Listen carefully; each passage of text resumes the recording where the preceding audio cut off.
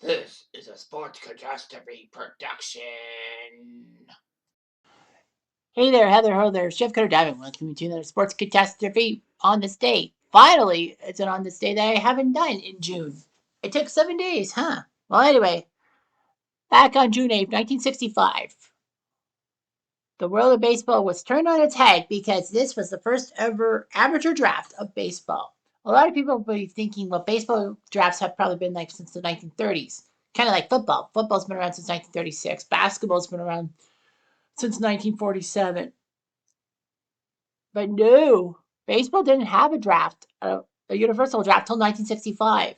In fact, of the four major sports leagues, they are fourth to have a first ever universal draft. Football was in the 30s, as I said. Basketball in the 40s. Hockey was 1963, but baseball was 1965. Basically, scouts would scour for talent and all that and sign. Like, you didn't necessarily have to be in the same hometowns and all that. Like, scouts would do whatever it takes to pick up on talent and all that. Scouts would make some big giant mistakes too, such as the Detroit Tigers scouts that they signed Colorado Hobo to a contract and did not like him, so practically they got rid of him. And the New York Giants of baseball signed him and allowed him to use his famous screwball. Imagine what the baseball draft would be like in the 1930s, 20s, even the 1910s. But yeah, the first ever universal draft was 1965. They called it the free agent amateur draft. And there were some massive picks and all that. So the first round of the draft had some famous players too. So anyway, it was amazing and all that. The first ever pick went to the worst team in baseball, the Kansas City Athletics. Yes, the Athletics played in Kansas City, and everyone knows about the current situation that they are going to be playing in Sacramento for a few seasons before going to Las Vegas, because Vegas is building that baseball stadium. And of course, Oakland, it's a adieu to the Oakland Athletics and say hello soon to the Sacramento Athletics. I wonder if they'll change their name. Regardless of that, Kansas City had the Athletics. The worst part about the A's franchise was that they never had a winning season ever. Well, in Kansas City. And then Charlie Finley couldn't get rid of them fast enough. And by 1967, he got them to Oakland. And of course, Missouri Senator Stuart Symington was pissed off and threatened a lawsuit. So baseball said, you know what? We have four expansion teams coming up in 1969. Let's just give Kansas City an expansion team. And they did, the Royals.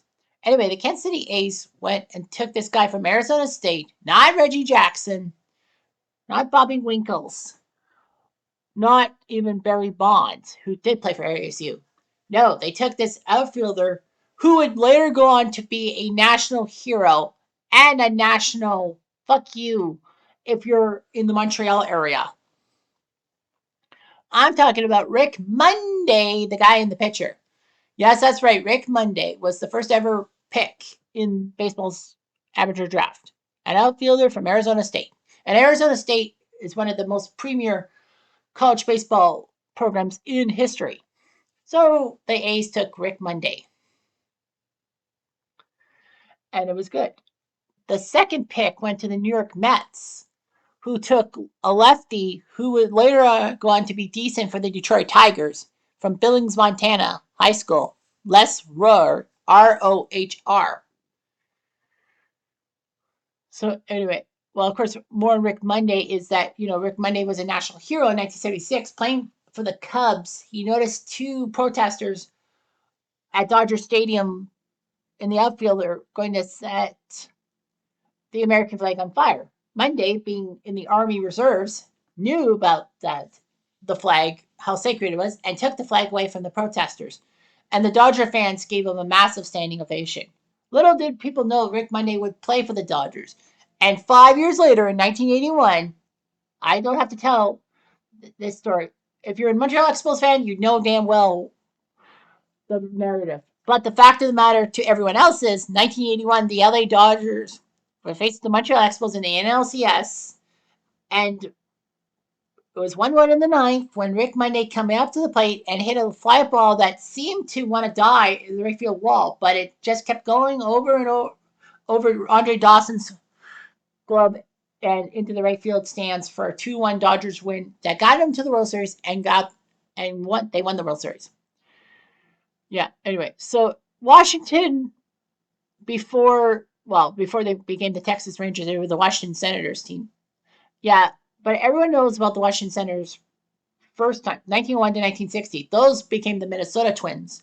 This was a new Washington team. They took Joe Coleman, a right-hander from Natick High School in Massachusetts. Joe Coleman wasn't that bad. I mean, I think he played for the Tigers too. Houston went fourth and took Alex Barrett, a shortstop from Atwater High School in Atwater, California. Unfortunately for Houston, Barrett would not play in the majors. Fifth overall went to Billy Congugliero. My pronunciation skills suck. From the Red Sox took him from Swampscott High School in Massachusetts. Of course, Billy is the younger brother, Tony Cugliano, who was a legend before 1967, getting that fastball that hurt his cheek. I cannot look at that picture of Tony C without wincing. And unfortunately, Tony C would die of cancer in 1992. The Cubs took a right-hander from Coffee High School by the name of Rick James. Not the singer Rick James, not Super Freak. Rick James from baseball. Super Freakin' now. Cleveland went seventh and took Ray Fosse from Merritt High School in Illinois. Ray Fosse would be one of the legendary color commentators for Oakland A's broadcasts. He was the catcher. And yes, he was that catcher in 1970 who had his career partially derailed thanks to Pete Rose's aggressive slide in extra innings of the All-Star game. Fosse would not be the same. He would play for the A's, and I believe he won a World Series ring or two.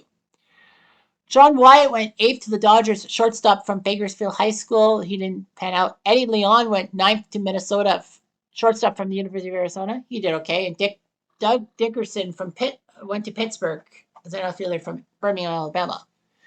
Other key notes of the first round: Jim Spencer went to the Angels as first baseman. Gene Lamond, future White Sox manager, would be taken 13th overall by the Tigers as a catcher. Bertie Carbo went 16th overall to the Reds.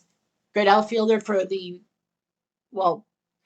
Reds in the early 70s, and then was traded, ironically, to the Red Sox. And ironically, in 1975, he was part of the Red Sox team that faced the Reds in the World Series, and Carbo hit that powerful 3-run home run to tie Game 6 of the 1975 World Series. People forget about Carbo's home run that was critical. Other first-round selections. Joe Keel was the first pick of the second round to the A's, first baseman, who was pretty good. Dal Unser, Sr., going to Minnesota. He went 29th overall. He would later go on to play for the Phillies, among other teams. Johnny Bench was picked 36th overall in the 1965 draft to the Reds. Andy Messersmith went in the third round, number 53, to the Tigers. Ken Holtzman went fourth round, 61, to the Cubs.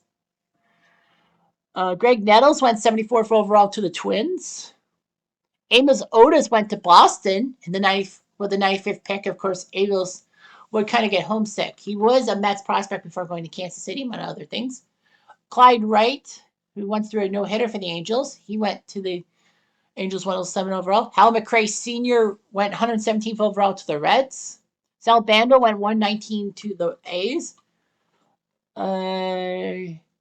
Tom Seaver went number 190 to the Dodgers, but he didn't sign with the Dodgers. He stayed in there, and then the Mets won some kind of lottery pick for him. Tom House, the guy who caught Hank Aaron's 715th home run ball in the bullpen in the Braves in 1974, he went 201st overall. Gary Gentry went 216th to the Astros. He would later go on to the Mets. And guess what? Nolan Ryan was in the 1965 draft. He was picked by the Mets 226 overall in the 12th round. The greatest strikeout pitcher in MLB history went in the first ever MLB draft. Darrell Evans, good third baseman, he went to the Cubs in the 13th round. He would go on to have his exploits with the Braves and Tigers. Gene Tennant went in the 20th round as a picked as a shortstop, but he would play left field and make an impact in the 1970 World Series. Dan McGinn went 21st round to the Cardinals. He would later go. He would be part of the expansion Expos and hit a home run for them. Freddie Patek, good shortstop. He went to Pittsburgh in the 22nd round. He would later become a Kansas City Royal. And that's all. That's all I can say about the 1965 MLB draft. It started a revolutionary thing. And oddly enough, the A's would hit the jackpot the next year in 1966. They didn't have the number 1 pick. They had the number 2 pick. But the A's franchise got Reggie Jackson because allegedly the Mets, who had the number 1 pick, actually wasn't so sure about Reggie Jackson having a white girlfriend, a Mexican girlfriend, allegedly. And the Mets took Steve Chilcutt, a mistake that Mets fans rue to this day. Anyhow, I'm Jeff Diamond. I do.